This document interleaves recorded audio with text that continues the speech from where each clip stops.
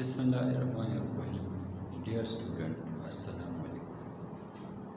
हमने last lecture में scalar और वेक्टर के बारे में पढ़ लिया कि स्केलर क्वांटिटी क्या है और साथ में वेक्टर क्वांटिटीज़ क्या है।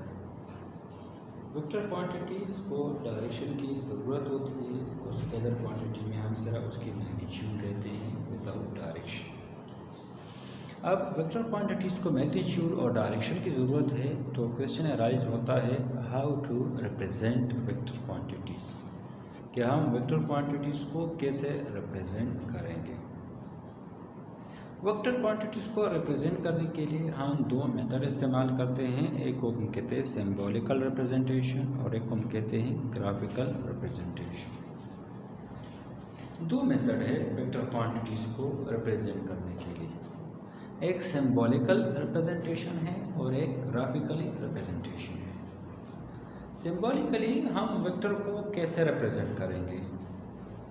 आमतौर पे जब हम वेक्टर को रिप्रेजेंट करते हैं तो उसको डायरेक्शन देते हैं। हमें डायरेक्शन के वेलोसिटी है तो किस डायरेक्शन में, एक्सेलरेशन है तो किस डायरेक्शन में, डिस्प्लेसमेंट है तो किस डायरेक्शन में, फोर्स है तो किस डायरेक्शन में, तो हमें उसकी डायरेक्शन को रिप्रेजेंट करने की होती है। सिंबॉलिकली हम वेक्टर को जब रिप्रेजेंट करते हैं तो उस वेक्टर के ऊपर या इसके नीचे एक एरो डाल देते हैं, तो हम ये कह सकते हैं कि ये एक वेक्टर है। Symbolically, a vector is represented by a bold face English alphabet having an arrow above or below on it. Symbolically हम वेक्टर को रिप्रेजेंट करते हैं इंग्लिश के अल्फ़ाबेट से, उसके ऊपर या उसके नीचे एरो डाल देते हैं, क्योंकि बेसिकली हमारे पास और भी अल्फ़ाबेट्स मौजूद है। जिस तरह हम ग्रीक वर्ड्स इस्तेमाल करते हैं मुख्तलिफ़ किस्म के, तो हम इंग्लिश अल्फ़ाबेट लेंगे, अंग्रेज़ी के हरूफ तहजी में से लेंगे।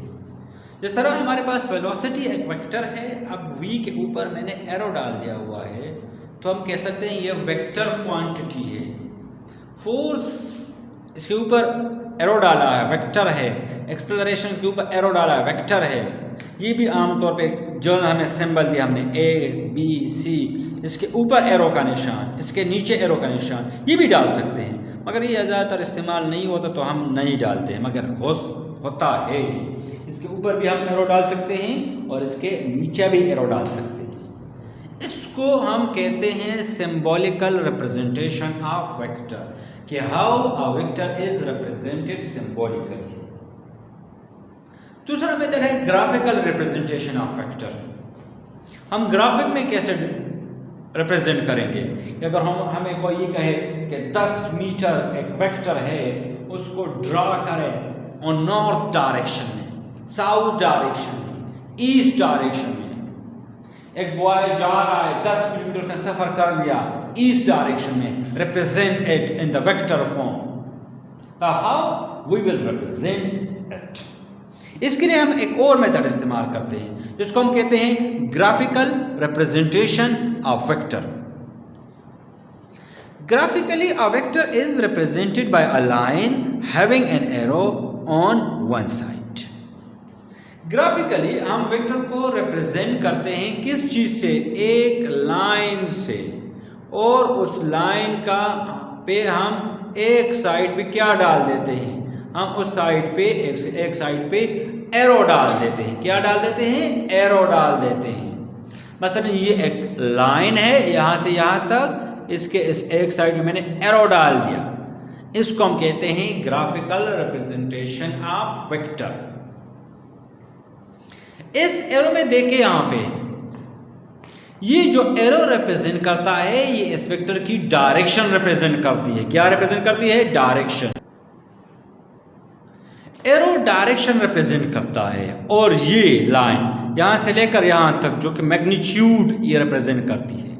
अब देखें, ए वेक्टर 10 मीटर ईस्ट डायरेक्शन में, तो मैंने ड्रॉ किया हुआ है, ये एरो है, ये डायरेक्शन, और यहाँ से यहाँ तक ये 10 मीटर रिप्रेजेंट करता है मैग्नीट्यूड। अब इस वेक्टर में ये इसका स्टार्टिंग पॉइंट है, ये इसकी एंड पॉइंट है। ये एंड पॉइंट जहाँ पे एरो है ये इसका हेड है, और जहाँ पे स्टार्टिंग पॉइंट है ये इसकी टेल है। तो एक इसकी टेल हो गई और एक इसकी हेड। डायरेक्शन हो गई भी हमने दे दिया और मैग्नीट्यूड भी हमने इसको दे दिया। अब अगर एक बड़ा वेक्टर हमें कोई कहे कि लेट्स सपोज हमारे पास एक वेक्टर है ए 10 kilometre north represent on A graphical. 10 kilometre बहुत बड़ी लाइन है, हम ड्रा नहीं कर सकते अपने वाइट बोर्ड पे या पेपर पे। हमने क्या करना होगा, इसके लिए कुछ स्टेप्स है वो उठाने होंगे, तब हम कहीं जाके 10 किलोमीटर लाइन हम ड्रा करेंगे। पहले हमने ये ड्रा करना है, इसको न्यूज़ कहते हैं, direction east west north south. खड़े हो जाओ, जिस साइड पे भी खड़े होने हैं अपने दोनों बाजू को फैलाओ। आपका राइट बाजू रिप्रेजेंट करेगा ईस्ट, लेफ्ट बाजू रिप्रेजेंट करेगा वेस्ट, हेड रिप्रेजेंट करेगा नॉर्थ, पाँव रिप्रेजेंट करेगा साउथ। तो फास्ट ड्रा द न्यूज़। फिर 10 किलोमीटर के लिए एक स्केल लेना होगा, सेलेक्ट सुटेबल स्केल, ऐसा स्केल जिसकी लाइन आप अपनी पेज पे ड्रा कर सको। मैंने स्केल लिया है 1 किलोमीटर इक्वल टू 1 सेंटीमीटर, तो 10 किलोमीटर हो गया कितना, 10 सेंटीमीटर। अब फिर क्या करना है, draw the line along the direction. Direction के सिमत में क्या करो, एक लाइन ड्रा करो। कितनी लाइन, जो भी आपके पास है उसके मुताबिक। मेरे पास 10 सेंटीमीटर है, मैंने यहाँ पर 10 सेंटीमीटर लाइन को ये ड्रा किया है अलोंग किस डायरेक्शन में, नॉर्थ के डायरेक्शन में। Put an arrow in the given vector direction. अब चूंकि ये वेक्टर है नॉर्थ के डायरेक्शन में है, तो मैंने एरो किस सिमत में डाला है, इसके नॉर्थ की तरफ। अब ये इसकी एंड पॉइंट हो गई, ये इसकी स्टार्टिंग पॉइंट है, ये टेल है, ये इसकी हेड है। ये हेड, ये एरो क्या रिप्रेजेंट करेगी, ये इसकी रिप्रेजेंट करेगी डायरेक्शन। और यहाँ से लेकर यहाँ तक ये इसकी मैग्नीट्यूड रिप्रेजेंट करेगी कि इसका मैग्नीट्यूड कितना है, 10 सेंटीमीटर है। ये वेक्टर है ए, 10 सेंटीमीटर है, किस डायरेक्शन में है, अलोंग द नॉर्थ डायरेक्शन में है। तो this is the representation of vector, कि how a vector is represented. हमने दो मेथड डिस्कस किए, सिंबॉलिकल रिप्रेजेंटेशन और ग्राफिकल मेथड दोनों। I hope you will understand this topic. Thank you very much.